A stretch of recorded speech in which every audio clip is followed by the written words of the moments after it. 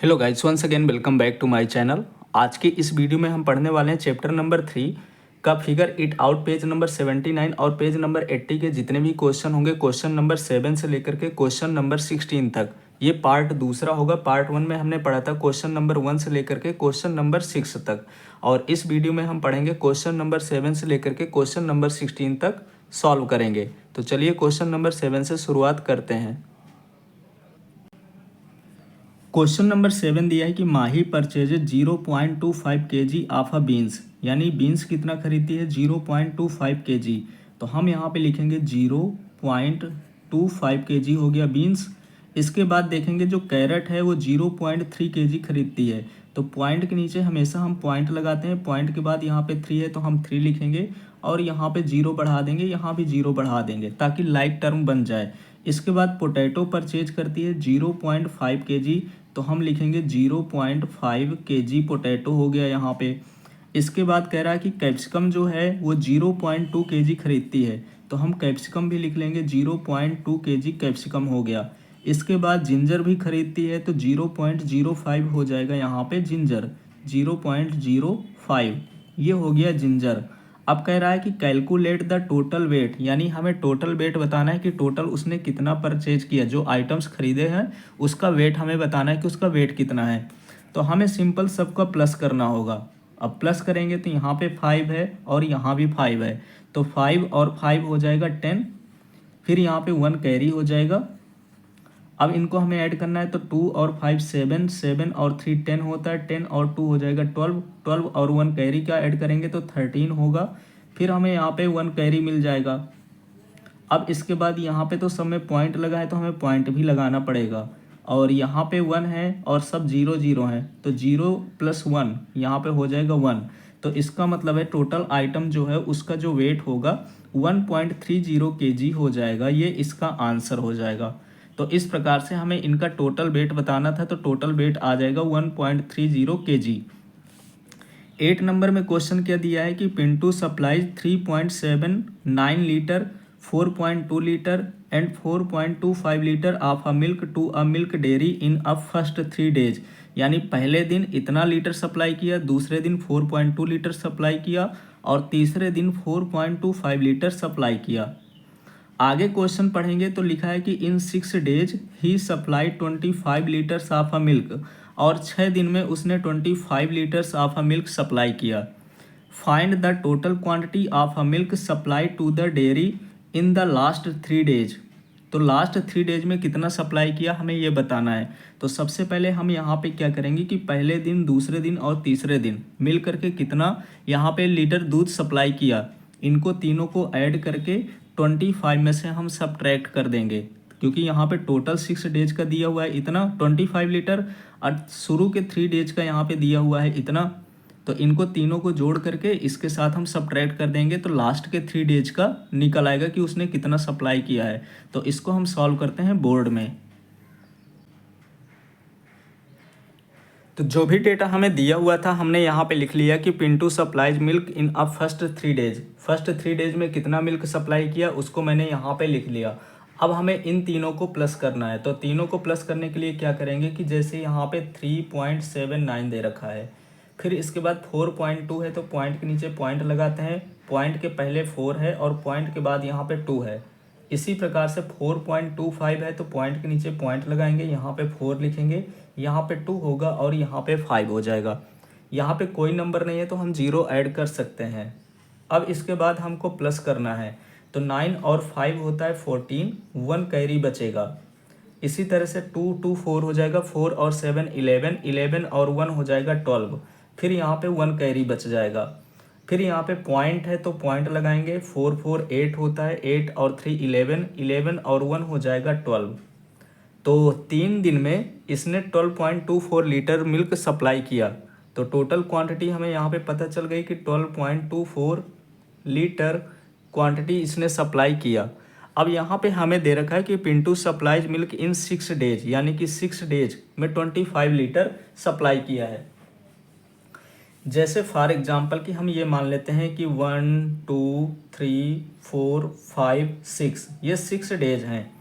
अब 6 डेज में टोटल उसने 25 लीटर मिल्क सप्लाई किया और हमें ये दिया है कि फर्स्ट 3 डेज में उसने 12.24 लीटर मिल्क सप्लाई किया। फर्स्ट 3 डेज में उसने 12.24 लीटर सप्लाई किया और टोटल अगर मिला देते हैं तो 25 लीटर उसका होता है। तो ये लास्ट के जो 3 डेज बचे हुए हैं तो इसमें कितना मिल्क सप्लाई किया है, तो हम पूरी वैल्यू में से इस वैल्यू को सब्ट्रैक्ट कर देंगे तो निकल आएगा आंसर। तो यहाँ पे मैंने लिख लिया कि Pintu supplies milk in 6 days, यानी कि 25 लीटर सप्लाई करता है। फिर इसके बाद यहाँ पे लास्ट स्टेटमेंट है कि total quantity of a milk supply in the last 3 days, यानी लास्ट 3 डेज में कितना सप्लाई किया। तो हमें 25 में से सब्ट्रैक्ट करना होगा। यहाँ पे देखेंगे पॉइंट के बाद 2 डिजिट हैं, यहाँ पे पॉइंट नहीं लगा हुआ है, तो हम क्या करेंगे, पॉइंट अपने मन से लगा करके 2 जीरो यहाँ पे बना लेंगे लाइक टर्म, क्योंकि पॉइंट के बाद हम कितने भी जीरो लगा लें उसकी वैल्यू कोई फ़र्क नहीं पड़ेगा। अब इसको हमें सब्ट्रैक्ट करना है 12.24 को, तो हम इसको सब्ट्रैक्ट करेंगे 12.24। जब हम सब्ट्रैक्ट करेंगे तो ये 0 पड़ रहा है, ये 4 पड़ रहा है, ये इससे लेगा तो ये भी 0 है, ये इससे लेगा तो ये इसको 1 देगा तो यहाँ पे बचेगा 4, ये हो जाएगा 10। अब 10 में से 1 इसको दे देगा तो यहाँ पे ये बचेगा 9 और ये हो जाएगा 10। 10 में से 4 गया तो बचेगा 6, 9 में से 2 गया बचेगा 7, यहाँ पे पॉइंट लगा है, यहाँ भी पॉइंट है तो हम यहाँ पे पॉइंट लगाएंगे। 4 में से 2 गया तो यहाँ पे 2 बचेगा और 2 में से 1 गया तो यहाँ पे बचेगा 1, यानी कि 12.76 लीटर उसने लास्ट 3 डेज में सप्लाई किया। तो यहाँ से क्वेश्चन नंबर 8 होता है कंप्लीट। अब हम सॉल्व करते हैं क्वेश्चन नंबर 9।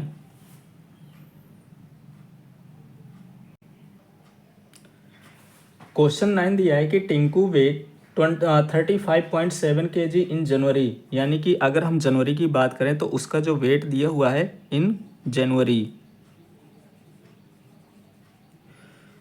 में जो उसका वेट दे रखा है वो 35.75 kg दे रखा है। फिर आगे क्वेश्चन में लिखा हुआ है कि एंड 34.50 kg इन फरवरी, तो फरवरी में देखेंगे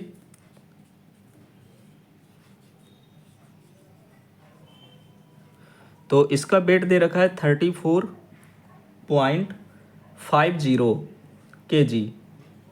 अब आगे क्वेश्चन में क्या लिखा हुआ है कि has he gained or lost weight, यानी उसका जो वेट है वो बढ़ा या कम हुआ। फिर आगे कह रहा है कि how much is the change, और कितना चेंजेज हुआ, यानी कितना कम हुआ, अगर कम हुआ तो कितना कम हुआ और बढ़ा तो कितना बढ़ा। तो हमने यहाँ पे देखा कि जनवरी में जो वैल्यू दे रखी है वो 35.75 है। अगर हम पॉइंट के बाद की डिजिट हटा भी दें थोड़ी देर के लिए तो ये 35 kg है और ये 34 kg हो जाएगा। तो हमने देखा कि जनवरी में यहाँ पे इसका जो वेट है हम मानकर चलते हैं कि 35 kg है और फरवरी में उसका जो वेट है वो 34 kg है। तो यहीं से हमें देखने में पता चलता है कि जो वेट है वो गेन नहीं हुआ, वो लॉस्ट हुआ, यानी कि और कम हुआ है। तो हम यहाँ पे लिखेंगे इसका स्टेटमेंट कि ही,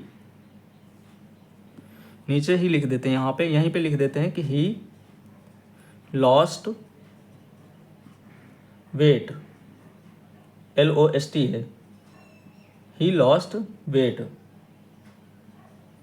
ये तो स्टेटमेंट हो गया। अब कितना कम हुआ है तो हमें क्या करना होगा, इन दोनों वैल्यू को सब्ट्रैक्ट करना होगा। तो इन दोनों वैल्यू को हम जब सब्ट्रैक्ट करेंगे तो यहाँ पे तो kg है तो हमें kg लिखना होगा क्योंकि kg में ही आएगा। 5 में से 0 गया तो यहाँ पे 5 बचेगा, 7 में से 5 गया तो यहाँ पे 2 बचेगा, फिर यहाँ पे पॉइंट है, फिर यहाँ पे 5 में से 4 गया तो 1 बचेगा और 3 में से 3 जाएगा तो कुछ नहीं बचेगा। तो उसका जो वेट है वो टोटल 1.25 kg कम हुआ है। ये हो गया इसका आंसर। इतना छोटा सा ये क्वेश्चन था। तो यहाँ से क्वेश्चन नंबर 9 कंप्लीट होता है। अब हम सॉल्व करते हैं क्वेश्चन नंबर 10। क्वेश्चन नंबर 10 दिया है कि एक्सटेंड द पैटर्न। यहाँ पे ये पैटर्न दिया हुआ है और इसको हमें आगे के 2 यहाँ पे ब्लैंक दिए हुए हैं, इनको हमें फिल करना है। अब कैसे फिल करेंगे, तो सबसे पहले हम यहाँ पे देखेंगे कि ये पैटर्न चल कैसे रहा है। तो हम इन दोनों का गैप देखेंगे कि यहाँ से यहाँ कितना नंबर बढ़ा। तो इन दोनों में हमें चेक करना है, तो 5.5 से हम चेक कर लेंगे कि 5.5 से 6.4 जो है वो कितना इंक्रीज हुआ है। तो इन दोनों को जब सब्ट्रैक्ट करेंगे तो ये हो जाएगा 0.9।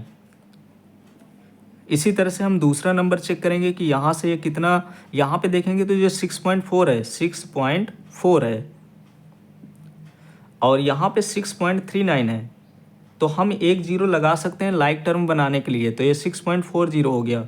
फिर इसके बाद 6.39 है, तो यहाँ से तो हमें डिक्रीज दिख रहा है कि यहाँ से ये नंबर दोनों हैं डिक्रीज हुए हैं, इससे 0.40 से 39 हुआ है, 0.39 हुआ है। तो कितना डिक्रीज हुआ है, तो हम यहाँ पे क्या करेंगे, सब्ट्रैक्ट करेंगे, तो ये इससे 1 लेगा तो ये हो जाएगा 10, और यहाँ पे बचेगा 3। 10 में से 9 गया तो 1 बचेगा, 3 में से 3 गया तो 0 बचेगा, पॉइंट में से पॉइंट है, और 6 में से 6, तो इतना यहाँ पे कम हुआ है। तो दूसरा जो पैटर्न मिला हमें 6.4 में से 6.39, तो यहाँ पे वैल्यू हमें देखने को मिली है कम, यानी हम लिखेंगे माइनस का 0.01। इसी तरह से अगला पैटर्न हम यहाँ पे देखते हैं, तो यहाँ पे पैटर्न आगे बढ़ रहा है, यानी एक बार कम हो रहा है एक बार बढ़ रहा है। तो 6.39 से कितना बढ़ा है, 7.29, और इनको हम सब्ट्रैक्ट करेंगे तो ये आ जाएगा प्लस का 0.9। दोनों को जब सब्ट्रैक्ट करके देखेंगे तो ये आ जाएगा 0.09। फिर इसी तरह से अगला पैटर्न हम देखेंगे, तो यहाँ पे जो पैटर्न है वो 0.01 कम हो रहा है, यानी 7.29 से अगर हम जाएंगे 7.2 पर जंप करके, तो यहाँ पे जो पैटर्न है वो 0.01 कम हो रहा है, ये सब्ट्रैक्ट करने से पता चल जाएगा। इसी तरह से अगला पैटर्न यहाँ पे ऑब्जर्व करना है, तो अगला पैटर्न तो बहुत ज़्यादा कम हो रहा है, यानी 7.28 से हमको जाना है 6.18 पर। तो यहाँ पे जो डिक्रीजमेंट हमें देखने को मिलता है 1.1 का मिलेगा, जब हम 7.28 को 6.18 से सब्ट्रैक्ट करेंगे, तो 8 में से 8 गया 0, 2 में से 1 गया तो 1 बचेगा, 7 में से 6 गया तो 1, इस जीरो को हम हटा देंगे, तो 1.1 का हमें डिक्रीमेंट देखने को मिलता है, यहाँ पे कम हुआ है। सेम इसी तरह से अगला पैटर्न ऑब्जर्व करेंगे, तो यहाँ पे 18 से 17 हुआ है, यानी सब्ट्रैक्ट हुआ, कम हुआ है वैल्यू। 6.18 से 6.17 में जाने पर यहाँ पे 0.01 कम हुआ है। अब इससे हम पैटर्न देख करके क्या पता लगा सकते हैं कि जैसे हम देखेंगे कि एक बार यहाँ पे देखेंगे तो यहाँ पे कम हुआ है 0.01, फिर इसके बाद दूसरा जो यहाँ पे दिया है इसमें भी 0.01 कम हुआ है, फिर इसके बाद 0.01 यहाँ पे कम हुआ है। पर यहाँ पे क्या है कि 0.9 बढ़ा है, फिर 0.9 बढ़ा है, यानी एक बार 0.9 बढ़ा है, एक बार 0.01 कम हुआ है, फिर 0.09 कम बढ़ा है, फिर 0.01 कम हुआ है, यहाँ पे 1.1 कम हुआ है। पर यहाँ पे जितना कम हुआ है वो 0.01 ही है।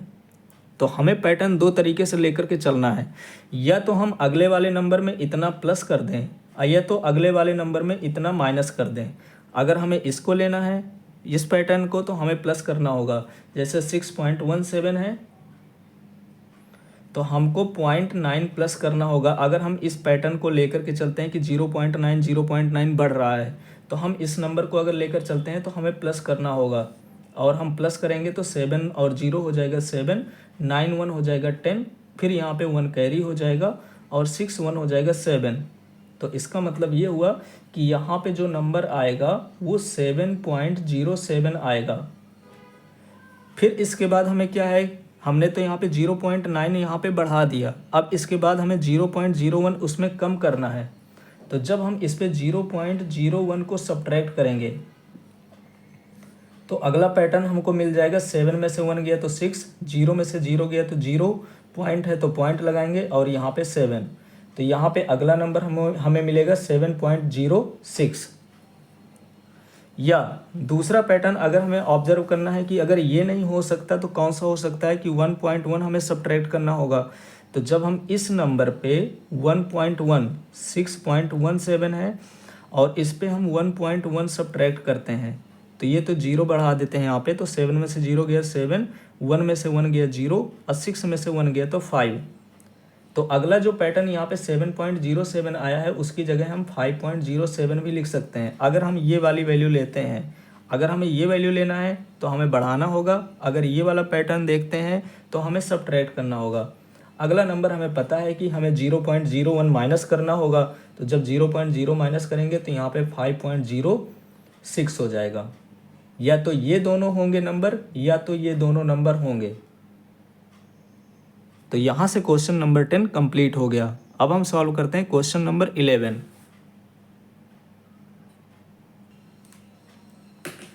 क्वेश्चन नंबर 11 दिया है कि how many millimetres make 1 kilometre, यानी कि कितने मिलीमीटर 1 किलोमीटर बनाएंगे। तो हमें यहाँ पे लेकर के चलना है किलोमीटर को, के एम का मतलब होता है किलोमीटर। अब ये हमें पता है कि 1 किलोमीटर में 1000 मीटर होते हैं, तो हमने यहाँ पे 1000 मीटर लिख दिया। अब इसके अलावा ये भी पता है कि 1 मीटर में 100 सेंटीमीटर होता है, तो हम मीटर की जगह यहाँ पे लिखेंगे 100 सेंटीमीटर, यानी 100 से मल्टीप्लाई हम करा देंगे और ये कन्वर्ट हो जाएगा सेंटीमीटर में। अब इसके बाद इनका जब हम मल्टीप्लाई कराते हैं तो ये हो जाएगा 1 0 0 0 3 0 इसके और 2 0 इसके सेंटीमीटर। अब इसके अलावा ये भी हमें पता है कि 1 सेंटीमीटर में 10 मिलीमीटर होते हैं, तो सेंटीमीटर की जगह इस बार हमें रखना है 10 मिलीमीटर, तो 10 से मल्टीप्लाई कराना होगा। 5 0 तो पहले से लगे हुए हैं, तो 5 0 को उसी तरह से लगाएंगे और मल्टीप्लाई बाई 10 मिलीमीटर, mm लिख देते हैं या मिलीमीटर लिख देते हैं। इसके बाद अगर हम 10 के साथ इसका मल्टीप्लाई कराते हैं तो 5 0 पहले से 1 0 और बढ़ जाएगा, 1 2 3 4 5 6। इसको इंडियन सिस्टम में लिखते हैं, तो यहाँ पे इंडियन सिस्टम में हमने इसको लिख दिया मिलीमीटर। तो इससे हमें पता चल गया कि 10 लाख मिलीमीटर्स मिलकर के 1 किलोमीटर के बराबर होते हैं। यानी 1 किलोमीटर की अगर हम बात करें तो 1 किलोमीटर में 10 लाख मिलीमीटर होते हैं, या 10 लाख मिलीमीटर्स मिलकर के 1 किलोमीटर बनाते हैं। तो यहाँ से क्वेश्चन नंबर 11 कंप्लीट हो गया। अब हम सॉल्व करते हैं क्वेश्चन नंबर 12। क्वेश्चन नंबर 12 दिया है कि Indian railways offers optional travel insurance for a passengers who book e ticket, यानी कि जो भी ई टिकट बुक करता है उसके लिए एक ऑप्शनल ऑफर दिया जाता है कि जो भी इंश्योरेंस कराना चाहता है वो इंश्योरेंस करा सकता है। इफ़ कॉस्ट ऑफ 45 पैसे पर पैसेंजर, एक पैसेंजर की जो कॉस्ट है इंश्योरेंस की वो 45 पैसा है। 45 पैसे को हम कैसे लिखते हैं कि यानी 45 अपान हम लिख देंगे यहाँ पे 100, क्योंकि 1 रुपीज़ में 100 पैसे होते हैं। ये 45 पैसा दिया है तो 45 पैसे को हम रुपीज़ में कन्वर्ट कर देंगे इस तरह से, यानी कि ये हो जाएगा 45 अपान 100। अब इसके आगे कह रहा है कि if 1 lakh people opt for insurance in a day, यानी एक दिन में 1 लाख लोगों ने चुना कि हम इंश्योरेंस करा लेते हैं, तो what is the total insurance fees paid, यानी कि टोटल फ़ी कितना मिला उनको। तो हमें क्या करना है बेसिकली कि 45 पैसा पर पैसेंजर देना पड़ता है और टोटल नंबर ऑफ पीपल कितने हैं 1 लाख हैं, तो हम 1 लाख से मल्टीप्लाई करा देंगे, देखेंगे कि कितना है। तो हमने 1 लाख से मल्टीप्लाई करा दिया तो पता चल जाएगा कि कितना रुपए फी दिया इसने। तो 2 0 से 2 0 यहाँ पे कैंसिल हो जाएगा। अब इसके बाद 45 का मल्टीप्लाई हमें कराना होगा इसके साथ 1000 के साथ, तो ये हो जाएगा 45,000। तो एक दिन में टोटल 45,000 रुपीज़ प्राप्त हुए। ये हो गया इसका आंसर। तो बहुत छोटा सा क्वेश्चन था। एक पैसेंजर की जो कॉस्ट है ये मानकर चल सकते हैं कि 45 पैसे है और 1 लाख पीपल ने एक दिन में ऑप्ट किए तो टोटल कितना फ़ी मिला, तो टोटल हो गया 45,000। इसी तरह से ये वाला क्वेश्चन दिया हुआ है कि 10 अपान 1000, 1 अपान 10 इनमें से बड़ा कौन सा है, तो इसी को भी यहीं पे कर लेते हैं। जैसे यहाँ पे देखेंगे 10 अपान 1000 है, या यहाँ पे 1 अपान 10 है। अब इनके डिनोमिनेटर बराबर नहीं है। अगर यहाँ पे 3 जीरो है तो यहाँ भी 3 जीरो होने चाहिए, तो हम 2 जीरो यहाँ पे लगाएंगे और 2 जीरो यहाँ पे लगा देंगे, तो इनके डिनोमिनेटर बराबर हो जाएंगे। अब हमें देखने में ही पता चल रहा है कि 100 बड़ा होता है और 10 छोटा होता है, तो हम बेसिकली यहाँ पे कह सकते हैं कि 10 अपान 1000 इज लेस देन 1 अपान 10, यानी 1 अपान 10 ग्रेटर हो जाएगा। ये हो गया इसका आंसर। तो इस प्रकार से क्वेश्चन नंबर 13 यहाँ से कंप्लीट हो गया। अब हम सॉल्व करते हैं क्वेश्चन नंबर 14। इसके अभी और पार्ट दिए हुए क्वेश्चन नंबर 13 के, तो उसको भी सॉल्व कर लेते हैं। बी नंबर में है कि 100th बड़ा है या 90,000th बड़ा है। तो हम पहले 100th लिख लेते हैं। तो 100 को कैसे लिखेंगे कि 1/, मैं यहाँ पे लिख देता हूँ, इसको हम लिखेंगे 1/100। ये 100th हो गया। फिर इसके बाद कह रहा है 90,000th। तो 90,000th को कैसे लिखा जाएगा, तो ऊपर 90 होगा और नीचे लिखा जाएगा 1000, इस तरह से। अब इनमें से हमें बताना है कि कौन सा बड़ा है। तो यहाँ पे 3 जीरो है, तो यहाँ भी 3 जीरो होना चाहिए। तो एक जीरो मैं नीचे अगर लगाता हूँ तो एक जीरो मुझे ऊपर लगाना होगा। तो हमें देखने को पता चलता है कि ये वैल्यू बड़ी हो गई और ये वैल्यू छोटी है। तो इससे हम कह सकते हैं कि 90,000 इज ग्रेटर।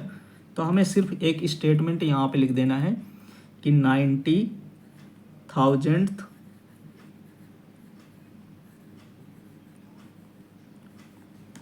THS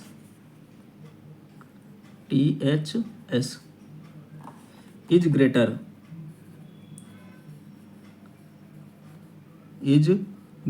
तो यहाँ से बी नंबर कंप्लीट हो गया। इसी तरह से अगला दिया है कि 1000th बड़ा है या 90 बड़ा है। तो 1000 मैं लिखूंगा यहाँ पे, तो 1 हो जाएगा 1000। फिर इसके बाद यहाँ पे 90 को देखूंगा तो 90 कैसे लिखा जाता है कि 90/100। यहाँ पे 3 जीरो है तो यहाँ भी 3 जीरो होना चाहिए। तो एक जीरो मैंने नीचे लगाया और एक जीरो मैंने ऊपर बढ़ा दिया। यहाँ पे एक जीरो मैंने नीचे लगाया, यहाँ पे 3 जीरो हैं तो यहाँ भी 3 जीरो होने चाहिए। तो एक जीरो मैंने यहाँ पे लगा दिया और एक जीरो मैंने ऊपर लगा दिया। तो जब मैंने यहाँ पे ऊपर लगाया तो ये 900 हो गया और ये हो गया 1। डिनोमिनेटर तो दोनों के इक्वल हो गए। तो हमें यहाँ पे लिखना होगा कि 100th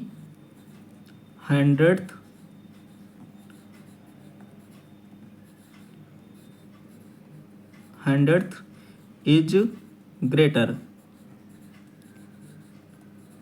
बस यहाँ से क्वेश्चन नंबर 13 कंप्लीट हो गया। अब हम देखते हैं क्वेश्चन नंबर 14। क्वेश्चन नंबर 14 क्या है कि right the decimal form of the quantities mentioned, यानी कि एन एग्जाम्पल इज गिवन। एक एग्जाम्पल यहाँ पे दिया हुआ है, जैसे 87 वंस है, 5 टेंस है और 60 हंड्रेड्स है। तो उसको हम इस तरह से लिखना है हमें।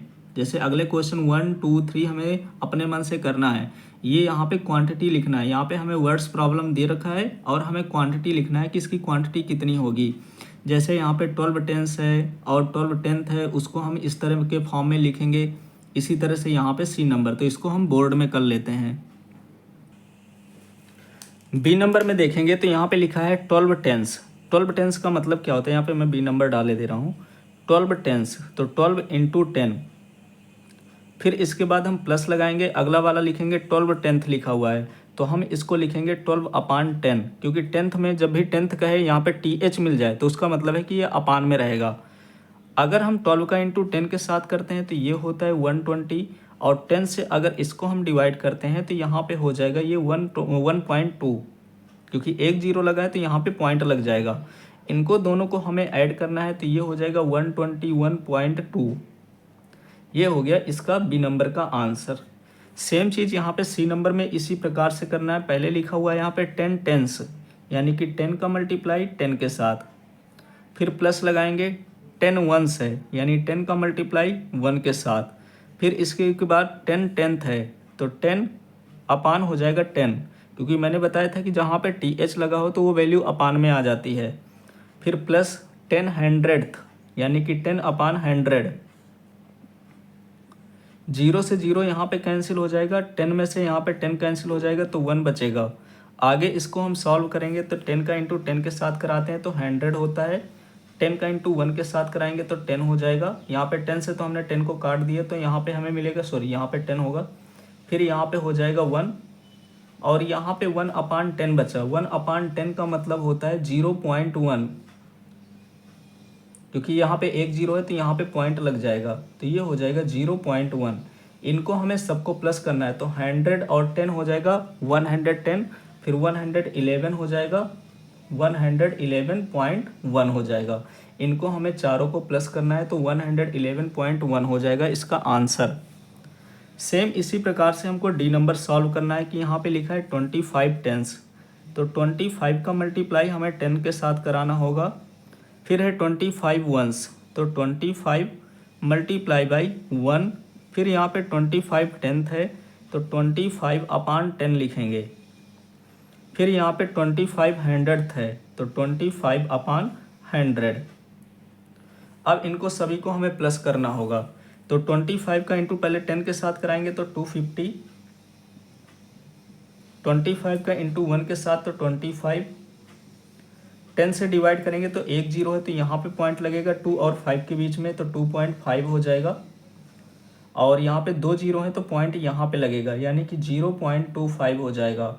अब इनको हमें प्लस करना है, तो इनको हमें सबको प्लस करना होगा। तो 250 और 25 ये हो जाएगा 275, 277.75। इनको हमें सबको प्लस कर देना है, तो 277.75 इसका आंसर हो जाएगा। तो इस प्रकार से क्वेश्चन नंबर यहाँ पे जो 14 दिया हुआ था वो कंप्लीट हो गया। अब हम सॉल्व करते हैं क्वेश्चन नंबर 15। क्वेश्चन नंबर 15 दिया है कि यूजिंग ईच डिजिट 0 से 9 तक हमें नंबर लेना है, नॉट मोर देन वंस, यानी कि एक से ज़्यादा बार हमें यूज नहीं करना। Fill in the box below so that the sum is closest to 10.5, यानी हमें इन बॉक्स में ऐसे नंबर रखना है तो उनको हम ऐड करें तो 10.5 के समथिंग आए। और नंबर हमें कौन कौन से लेना है, 0 से लेकर के 9 के बीच में, यानी 0, 1, 2, 3, 4, 5, 6, 7, 8, 9, इन्हीं नंबर का हमें यूज करना है और एक बार से ज़्यादा रिपीट नहीं करना। और इन बॉक्स में हमें ऐसी जगह फिल करना है ऐसे नंबर ताकि हम उनको ऐड कर दें तो 10.5 आना चाहिए। तो हम यहाँ से स्टार्ट करते हैं। अगर हम यहाँ पे 9 रख दें और यहाँ पे 1 रख दें तो 9 और 1 होता है 10, 1 कैरी बचेगा। अब हम ऐसा नंबर रखें कि हम 1 को भी ऐड कर दें और इन दोनों बॉक्स को भी ऐड करें तो यहाँ पे 0 आए।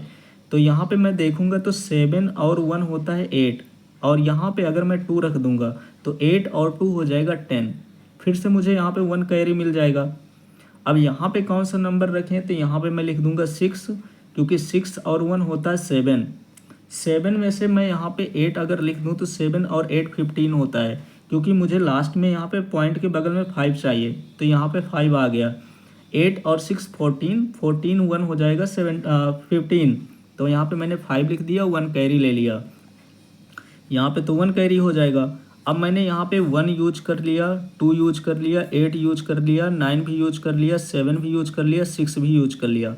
अब मेरे पास ये यहाँ पे बचा हुआ है 3, 4, 5 और 0। तो अगर मैं यहाँ पे 5 लिख दूँ और यहाँ पे 4 लिख दूँ तो 5 और 4 होता है 9, 9 और 1 हो जाएगा यहाँ पे 10। तो मुझे जो आंसर मिल गया वो 10.5 मिल गया। बाद में तो 0 है तो इनकी कोई वैल्यू नहीं है, तो जो मुझे आंसर चाहिए था वही मैंने आंसर यहाँ पे ला दिया 10.5। उसी के क्लोजेस्ट नहीं, उसी के पास है, ये वही है नंबर। हमें क्लोजेस्ट कहा था पर हमने 10.5 उसी को नंबर यहाँ पे ला दिए हैं। एक बार हमें यूज करना था सारे डिजिट को, एक ही बार हमने यूज किया और इसका आंसर भी 10.500 आ गया। तो यहाँ से क्वेश्चन नंबर 15 कंप्लीट हो गया। अब लास्ट इसका क्वेश्चन दिया हुआ है 16 में क्या है कि right the following fraction in decimal form. इनको हमें डेसिमल फॉर्म के रूप में लिखना है। अब डेसिमल लिखना बहुत आसान होगा, जैसे यहाँ पे 1/2 है, 3/2 है, 1/4 है, 1/5 है, इनको हमें डेसिमल में कन्वर्ट करना है। तो हम इनको सॉल्व कर लेते हैं बोर्ड में।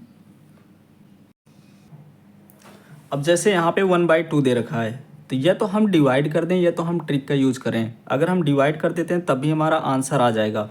तो जैसे हमें 2 से डिवाइड करना है 1 को, तो यहाँ पे 1 छोटा है और 2 बड़ा है, तो हम क्या करेंगे, यहाँ पे पॉइंट लगा देंगे और एक 0 बढ़ा देंगे।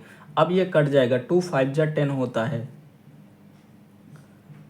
10 में से 10 गया तो यहाँ पे कुछ नहीं बचेगा। तो इसको जब हमने डिवाइड किया तो ये आ गया 0.5 बस आएगा। हम पॉइंट के पहले एक 0 अपने मन से लगा देते हैं। सेम यहाँ पे 3/2 है, यानी कि 2 से हमें डिवाइड करना है 3 को। तो हम यहाँ पे देखेंगे कि 3 बड़ा है तो 2 1 जा हो जाएगा 2। फिर सब्ट्रैक्ट करेंगे तो 3 में से 2 गया तो यहाँ पे 1 बचा। अब ये छोटा पड़ रहा है तो हम पॉइंट लगा करके यहाँ पे 0 बढ़ाएंगे तो 2 5 जा हो जाएगा 10। अब इसमें 10 में से 10 को सब्ट्रैक्ट करेंगे तो यहाँ पे कुछ नहीं बचेगा, तो इसका जो आंसर आया वो हो जाएगा 1.5। सेम इसी प्रकार से हमें 4 से डिवाइड करना है 1 को। अब यहाँ पे ये छोटा है तो हम यहाँ पे 0 बढ़ाएंगे और यहाँ पॉइंट लेंगे। अब 4 2 जा हो जाएगा यहाँ पे 8। 10 में से 8 को सब्ट्रैक्ट करेंगे 2 बचेगा, फिर भी छोटा पड़ रहा है तो अब हम पॉइंट बार बार नहीं लगाएंगे, एक 0 बस बढ़ा देंगे। 4 5 जा होता है 20, तो ये 0.25 इसका आंसर आ जाएगा। आगे तो हम यहाँ पे 20 लिखेंगे तो 20 तो सब्ट्रैक्ट हो जाएगा और यहाँ पे कुछ नहीं बचेगा।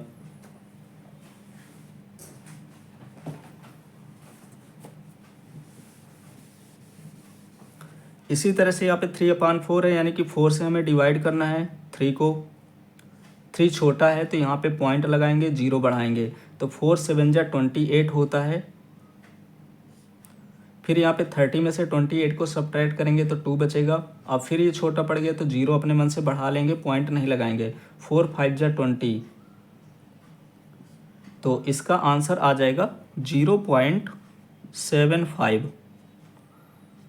इसी तरह से ई नंबर दिया हुआ है कि 5 से हमको डिवाइड करना है 1 को, तो हम यहाँ पॉइंट लगाएंगे और यहाँ पे 0 बढ़ा लेंगे, तो 5 2 जा हो जाएगा 10। फिर हम सब्ट्रैक्ट करेंगे तो यहाँ पे कुछ नहीं बचेगा, तो इसका जो आंसर होगा वो 0.2 आ जाएगा। अब लास्ट बचा हुआ है, यानी कि 5 से हमें डिवाइड करना है 4 को, तो यहाँ पे हम 0 बढ़ाएंगे और यहाँ पे पॉइंट लगा लेंगे क्योंकि ये नंबर छोटा है। 5 8 जा होता है 40। फिर हम सब्ट्रैक्ट करेंगे तो कुछ नहीं बचेगा और इसका आंसर हो जाएगा 0.8। तो इस तरह से यहाँ से क्वेश्चन नंबर 16 के साथ साथ ये चैप्टर भी यहाँ से कंप्लीट हो गया। अगले चैप्टर की जो लिंक है वो डिस्क्रिप्शन में मिल जाएगी।